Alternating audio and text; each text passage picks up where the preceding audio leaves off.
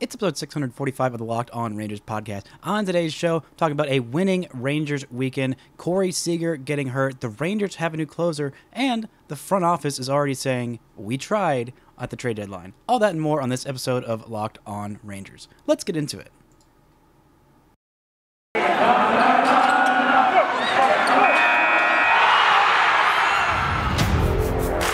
You are Locked On Rangers, your daily Texas Rangers podcast. Part of the Locked On Podcast Network, your team every day.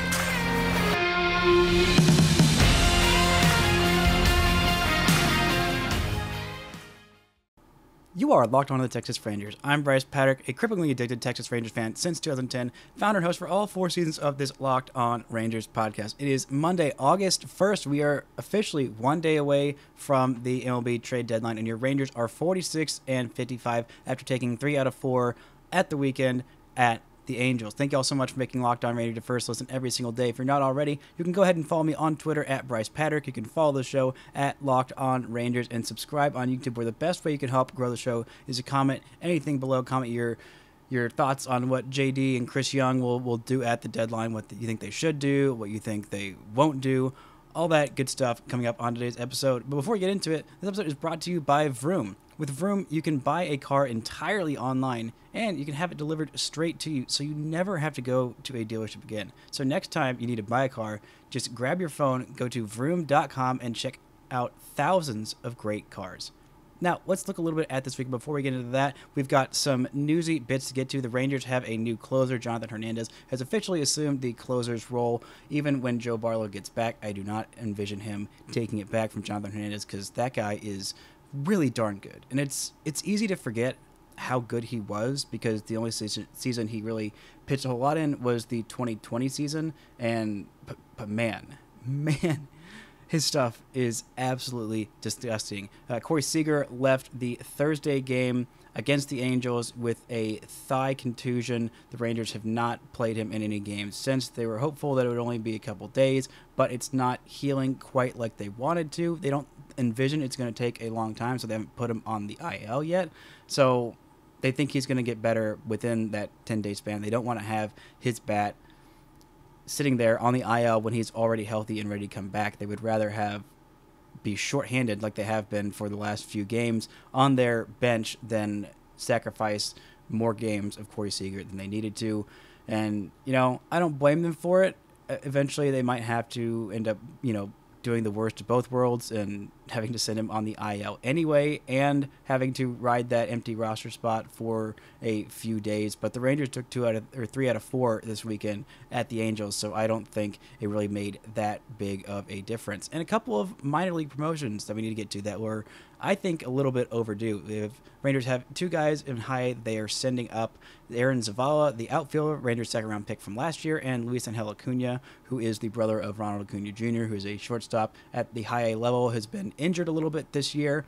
But when he has been playing, he has been absolutely dynamite. A 900 OPS for the youngsters coming up to Frisco. Can't wait to get my eyes on him in person. Aaron Zavala is an on-base machine who has been showing a little bit more power as of late. I feel like he probably should have been promoted a lot earlier. But, it happened when it happened, and I'm very much looking forward to seeing him in Frisco. Both those guys, very, very well-deserved promotions for the both of them. Now, on Friday, the Rangers beat the Angels 7-2.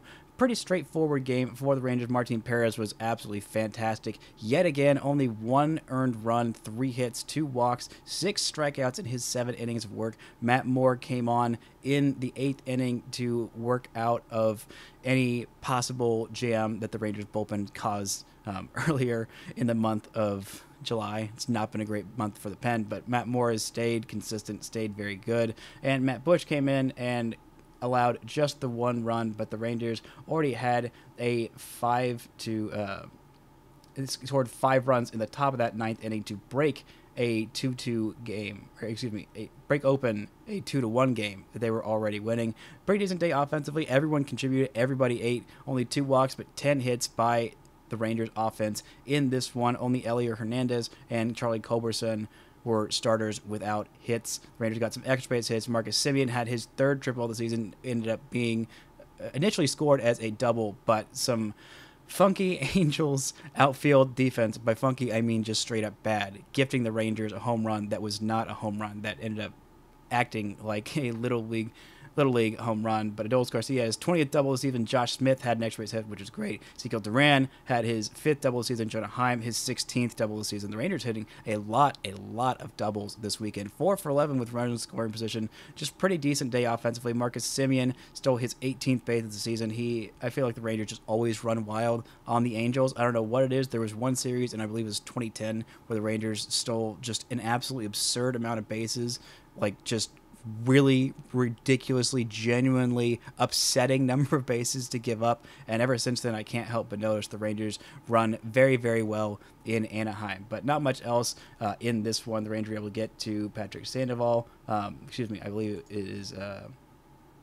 No, it is Patrick Sandoval, not Pablo Sandoval. Different Sandoval. That one is not a pitcher. But the Rangers blew their one loss of this series. Was yet again coming from the bullpen late in this game. The Rangers were staying competitive in this one. They had a lead. They gave up 5 runs in the 8th inning, and it was just a horror show.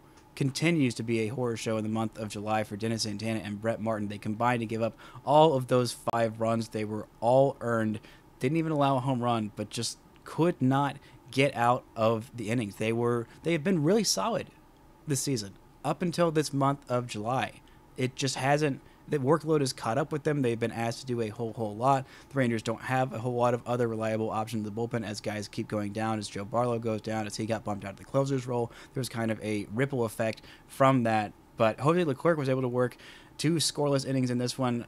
Glenn Otto he gave up a 3-run home run to Shohei Ohtani, and, that'll happen sometimes. But other than that, he looked fairly good. Only 1 run allowed outside of that, the Shohei Ohtani home run. It happens. This is his 22nd of the season. Marcus Simeone got his 14th dinger of the season. Maybreeze Valoria came in with a very, very clutch home run to give the Rangers what I thought would be the only lead, the rest of the lead that they needed. His first home run in the big leagues with the Rangers, but it wasn't quite enough. The Rangers' 7 runs was not enough to top this Angels offense.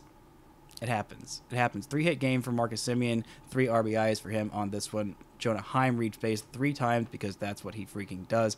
An absolute on-base machine, but nothing else too much worthwhile discussing offensively outside of Josh Smith, who, talk about on-base machines. 3 walks for him in this one. Just really, really great quality at-bats for him. I know the OPS isn't quite where he wanted to be. The batting average isn't quite where he wanted it to be, but that on-base is the key for him. He is an on-base machine, and I need him to get a little bit more extra base hits. Otherwise, if he starts hitting the ball harder, putting the ball in play a little bit more, and keeps up that insane walk rate with those great plate appearances, then that will take him from super utility guy to everyday guy at third base potentially. His defense is good enough there. The on-base skills are good enough, but just needs to hit that ball a little bit harder and put it in play more often. I still would like to see him play a little bit more against lefties, because the other options at this point are basically Charlie Culberson, and no offense to Charlie Culberson, but he has not exactly been good this year. Coming up, we're going to get into the final game of this Rangers series, how the Rangers front office is already saying, we tried on some of these big trades, even if they're not landing them, and some long-term holes the Rangers have. Should they fix them? Could they fix them at this trade deadline? But first, this episode is brought to you by LinkedIn. As you gear up for fall, you need the right people on your team to help your small business fire on all cylinders. LinkedIn Jobs is here to make it easier to find the people you want to talk to faster and for free. Create a job post in minutes on LinkedIn Jobs to reach your network and beyond to the world's largest professional network of over 810 million people. Simple tools like screening questions, they can make it easy to focus on candidates with the right skills and experience. You quickly prioritize who you'd like to interview and hire. It's why small businesses rate LinkedIn Jobs #1 on delivering quality hires versus leading competitors. LinkedIn Jobs helps you find the candidates you want to talk to faster. Did you know every week nearly 40 million job seekers visit LinkedIn? Post your job for free at linkedin.com/LockedOnMLB. That's linkedin.com/LockedOnMLB to post your job for free. Terms and conditions apply. Thank you all so much for making Locked On Rangers your first listen every single day. Now, Locked On Rangers will have some rapid reactions at the August 2nd trade deadline. Locked On MLB will be having a live show as well. Be sure to tune in on that. If the Rangers make some huge deal, if the Rangers shock the world and acquire Juan Soto or Frankie Montas or some other crazy deal, if they acquire Joey Gallo, I'm going to be acting wild on that Locked On MLB trade deadline show. Go subscribe to Locked On Rangers and Locked On MLB on YouTube or wherever you get your podcast, notified when each episode goes live.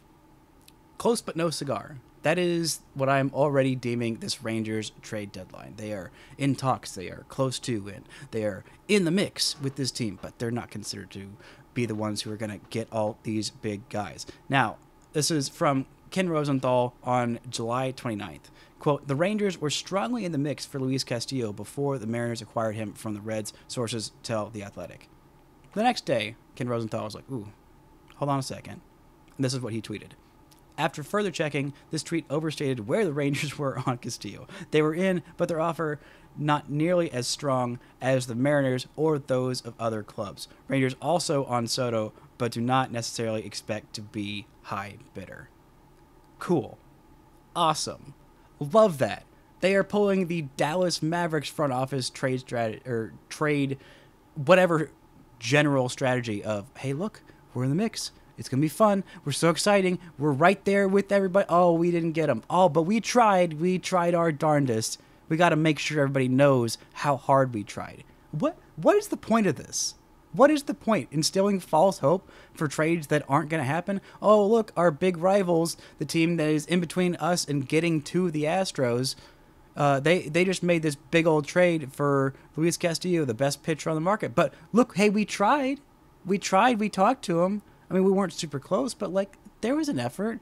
Like, congratulations. You want a gold star for doing your job? No, you do not get a gold star for doing the bare minimum. Of course, you should be in on these guys, talking to them and getting this out to reporters, because it was definitely the front office that leaked this out to reporters. Like, hey, look, we're right there. Let our fans know that we did something. We made an effort. No, there is no benefit to this. There is absolutely no benefit to the Rangers releasing this information. It could be one of the other teams. It could have been the Reds that said, oh, yeah, they were in on it. Like, but why would they do that? It makes no sense. It has to be the Rangers trying to save some face. And putting their name in on the Juan Soto trade business, sure, I get it. Whatever. Maybe it's Boris just trying to gas up the Rangers or what. I don't know what it is, but there's no benefit to giving false hope for your team. Why not, instead of being like, we were close to these top players on the market, why not go actually get somebody good while someone is waiting and holding their breath for a Juan Soto deal, for a Luis Castillo deal, and go, steal somebody out from under everybody else? That would be the smart thing to do, as opposed to keep making your trade offer, unless you actually go get Juan Soto, in which case I'll look like an absolute idiot, which this front office has made a habit of making me look like an absolute idiot recently, especially via the draft, literally just 2 weeks ago.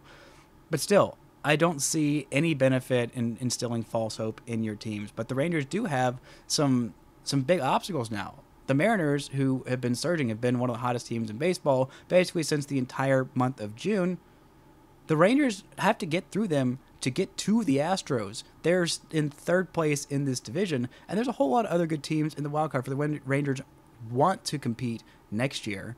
There's still some significant holes on this team that they have to fill, and now to even get to the top of their division, they got to go through the Mariners, who have Julio Rodriguez, who looks like a freaking generational star, plus they already have a Cy Young winner that they just signed, plus a two-time All-Star that they just traded for, plus several other decent starters in their rotation, plus some really good bats they got basically for free from the Reds, and this was kind of almost feels like a makeup deal for how good the players that the Mariners traded for from the Reds have been so far. But I don't know. This is just incredibly frustrating hearing them say how close they were. And the Mariners are for real. They are not going away anytime soon. If the Angels weren't such a mess, they would also be in the Rangers' way. I did not expect the Rangers to finish with a better record than the Angels this year, but with Mike Trout missing a bunch of time and with them possibly dealing Shohei Ohtani, see, that's the move the Rangers should be pursuing.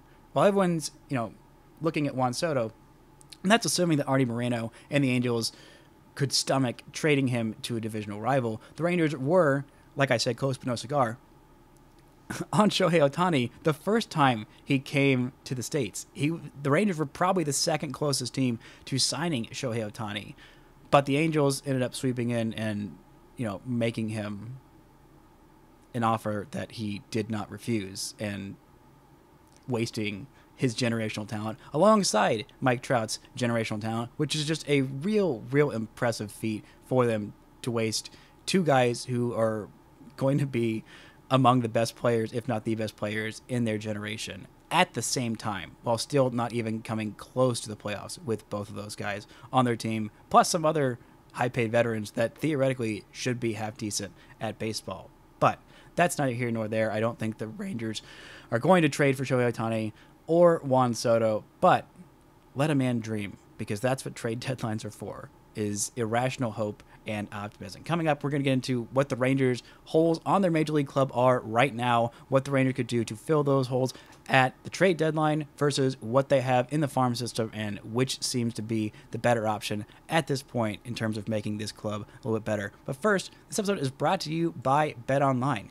BetOnline.net is the fastest and easiest way to check in on all of your betting needs. Find all your favorite sports and events at the #1 online source for odds, lines, and games. You can make some bets on the Mariners winning this division if you feel better about that, about them chasing down the Astros. I don't necessarily know about that, but I do feel pretty good about them finishing with a playoff spot. The odds probably aren't as good now that they have been in the playoff spot for a while, but if you want to make that bet there, you can go to BetOnline. It's the best place for all of your sports betting needs. Top online research for all your sports wagering information, from live in-game betting, scores, and podcasts. They've got you all covered. Head to BetOnline today or use your mobile device to learn more about the trends in action.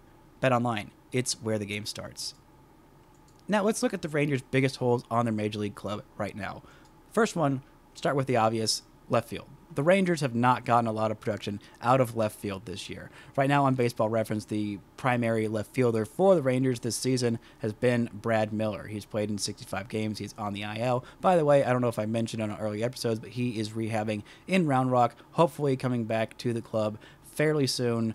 But when he's been healthy, he has not been that good either. 198 plate appearances for him this season and a 589 OPS. An on base below 260, a slugging percentage of 332. I feel like he hasn't hit a home run since May. I don't know if that's necessarily true, but he's been stuck on 7 home runs for quite a while. The Rangers thought they were going to have a platoon of him in left field and Nick Solak. Brad Miller against the righties, Nick Solak against lefties. Neither of them have been that good this year. Against righties, his OPS is significantly higher, but still not great. A 606 OPS against righties this year for him. But he has not played yet in the second half. And in terms of when he got his last home run, let's see. Yep, it has been since May.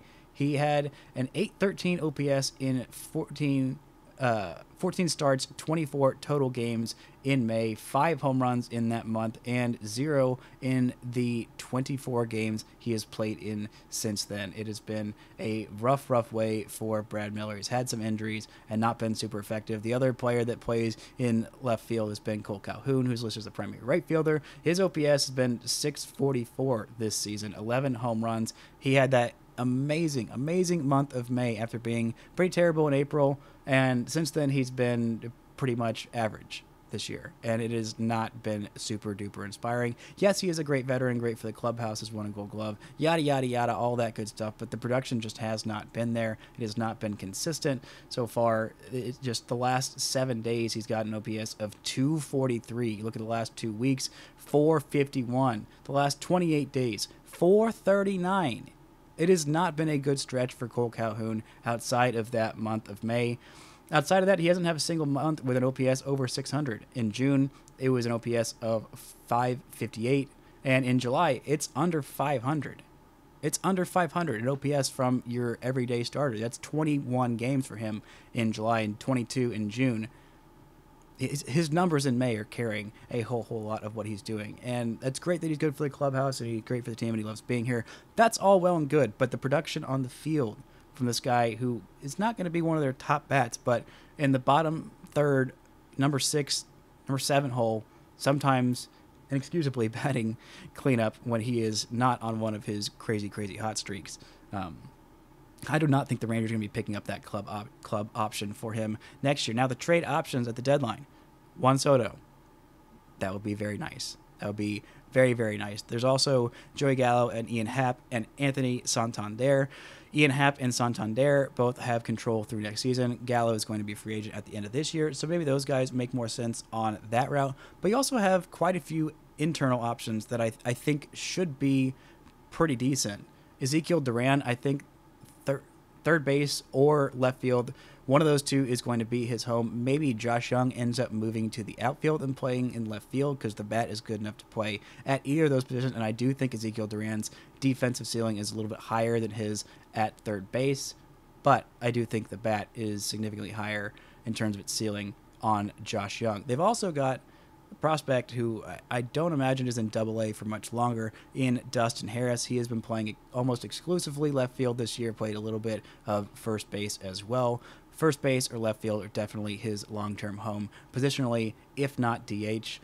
I mean, if Nathaniel Lowe's on the club, I do think that his position should be DH, and then you put Dustin Harris at first base. But I have not seen him at first base, so I don't know how good he is defensively there. But again, it's been pretty rough for Nathaniel Lowe.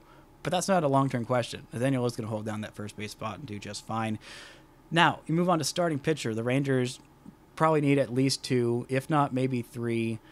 I feel bad saying that after Dane Dunning had such a solid start in the Sunday game. By the way, Ezekiel Duran had a go-ahead 3-run double after striking out his first 3 plate appearances to win the Rangers that game. Jonathan Hernandez came in and threw 100 miles an hour. First time any Rangers reliever has done that this year. The Rangers, we're going to get to their pen and their issues later on. But also, Marcus Simeone had his 100th career stolen bases, number 19 on the season in this one. He has been very aggressive on the base pass, and that's been super duper fun to see.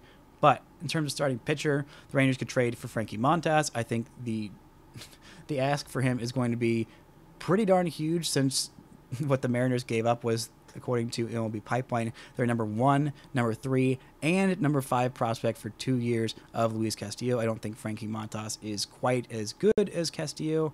He's not as young. He still does have the extra year of control, but he's also had some injuries this year, including recently. So that might drop the price down a little bit, but the price might jump right back up because the A's would be dealing to a divisional rival. Not that they would be necessarily competing with them during the 2 years or year and a half that Frankie Montas is under control. But there's going to be a lot of other people that are asking around on Frankie Montas. I think the ask might be too big. There's also Tyler Mahle. Not super enthused about that. Same deal as Montas has another year of control. Tariq Skubal, the lefty from the Tigers, has been pretty darn solid this season. The Rangers lit him up in the one time they saw him, but outside of that, he has been really darn good. And if you want to go crazy, Pablo Lopez could also be acquired, but that would be a really, really big price, and I think it would be more expensive. Theoretically, it should be more expensive than what it cost for the Mariners to go and get Luis Castillo, because Pablo Lopez is younger and has more team control there. But internally, as for who's going to come up and pitch for the Rangers, you have Spencer Howard in that role that probably needs to be replaced. Glenn Otto, who has had some moments, but I do think eventually is reliever. And Dane Dunning, who should be a number 5 starter. The Rangers should have 2 guys to slot in ahead of him. But internally, they've got Cole Ragans, Cole Winn, Owen White, and Jack Leiter, I think, are the 4 closest realistic options to starting at the major league level consistently. Owen White has been absolutely dominant in his time at Frisco. I think of those 4, he might be the one who is the first one called up. Cole Ragans has been really, really good in AAA. Had the 1 blow-up start, 3 2/3 innings where he allowed 7 earned runs at Las Vegas on July 3rd. That'll happen, but outside of that, he's been really, really solid. 6 innings in each of his last 3 starts, 3 or fewer runs. Actually, 3 runs, 0 runs, and 1 run in those last few starts, including 8 strikeouts, 2 hits, 2 walks versus Las Vegas on July 23rd. Cole Ragans might be the next guy up. I might have spoken too soon on that. Cole Winn, again, he's had his walk issues. He's got the track record. I don't know what the heck the deal is this year. He's only had 1 appearance where he didn't walk anybody, and in his last 3 starts, 3 walks, 4 walks, 4 walks, 3 walks, and And 2 of those starts, he didn't even get through 3 innings. So I'm starting to get really, really concerned with Cole Winn. I don't know what the deal is, but I really hope the Rangers can figure it out and get him back on track to being a solid rotation contributor. And Jack Leiter, coming off of a pretty darn rough stretch in July. His most recent start was very, very encouraging. The fastball command looked better. He looked like the Jack Leiter the Rangers know he can be. I'm not really concerned about him. I don't think he's going to come up and contribute this year. I don't even think he's going to make it to AAA by the end of this year. He might get 1 start there, but I really don't think that that's something that the Rangers should worry about. He'll probably be in AAA to start next year and come up at some point during the season to make his Major League debut. And in terms of where Rocker is going to slot in, I don't think he's made his first professional start yet. That is not somebody I would count on for this year, or maybe even making his debut next year. So got to hold off on that. But these options, in terms of trade options, are going to be very costly. And the guys who the Rangers thought would be up and contributing at this point, mainly Cole Winn, are not quite there yet.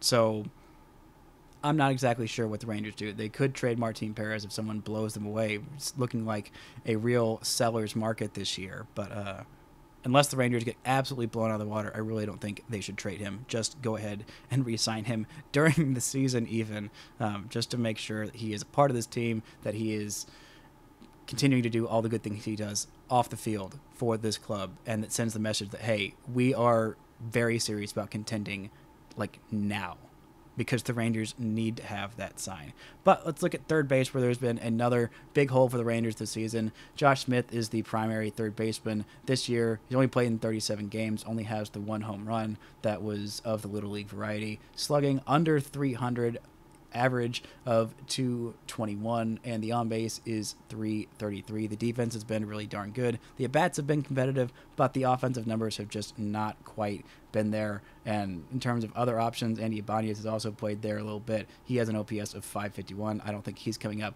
to take either of his place or Ezekiel Duran's. Duran has a 670 OPS, on base below 300, slugging just under 400, actually 16 points under 400 with 384. Does have a pair of home runs and 6 doubles, because that's what Ezekiel Duran does. But in terms of other long-term options, we have Josh Jung, Ezekiel Duran, and Josh Smith. It's going to be one of those 3. That's the long-term third baseman. I really do think that it is Josh Jung.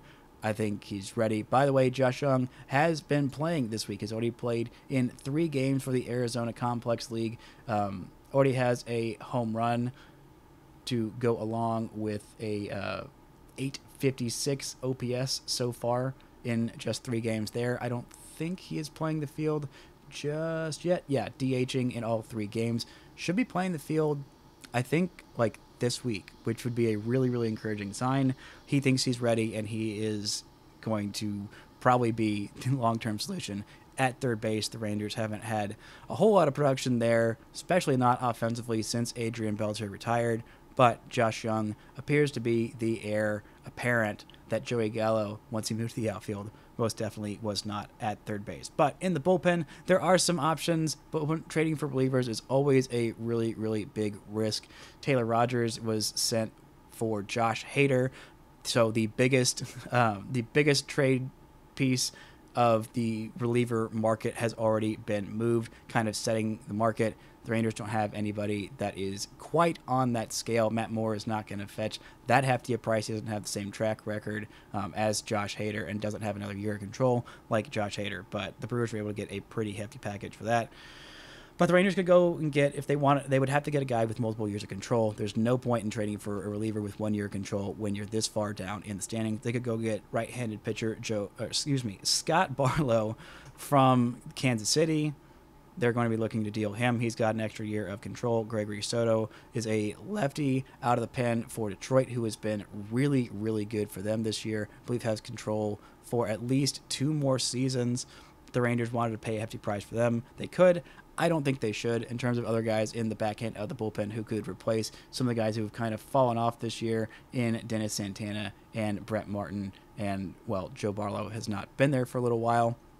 They have Taylor Hearn, Yuri Rodriguez, who I think is getting pretty close to making his major league debut. He's got some nasty stuff in AAA. Chase Lee had a really, really rough go of it in terms of how he started his AAA career, but he's rebounded and been much, much better since then. Ricky Vernasco is a guy who has long been rumored to maybe go into the pen because he's got such a big, big, big fastball and has just walked so many batters. I think his time as a starter, I don't think they're going to give up on him this season, but next year, if he continues this trend of the crazy amount of walks and doesn't get it at least slightly under control, the Rangers are probably going to ship him into the pen where he is going to have just the absolute nastiest stuff. And Zach Kent, I like the guy. I would like to see him continue to be a starter, but the walks and the only trusting one pitch really kind of pigeonholes him as a future reliever. But his one pitch is really, really darn good in that slider. And I don't think the Rangers should go make a move for the bullpen. They've got guys that are on the edge. Same with the starting pitching. If you get one, you got to really, really feel good about what that is, because there are legit 4 guys who I think could be middle of the rotation starters in Cole Ragans and Cole Winn and Owen White and Jack Leiter that are all in AA and probably less than half a season away from being in AAA, and within a year I think will be in the big leagues, or hopefully will be in the big leagues. In the case of Cole Winn, honestly, who knows at this point. But that's my thoughts on what the Rangers should do with their long-term holes on this roster, who is going to fill them, and what they could do. I honestly thought that the Rangers might have made a trade by now, but I figured, hey, recorded this at 1:30-ish in the afternoon on Monday, and if the Rangers haven't made a deal by now, they're probably going to do it either as I'm recording this or right after. I'll be back with another episode hopefully pretty early tomorrow on Tuesday morning, and then if the Rangers do anything big, I will be around all day to instantly recap whatever the Rangers do on deadline day. That's going to do it for today's episode. Check out Locked On MLB for the live show tomorrow right around the trade deadline. Subscribe there on YouTube or wherever you get your podcasts. That'll do it for today's episode of Locked On Rangers, and until next time, don't forget to enjoy baseball.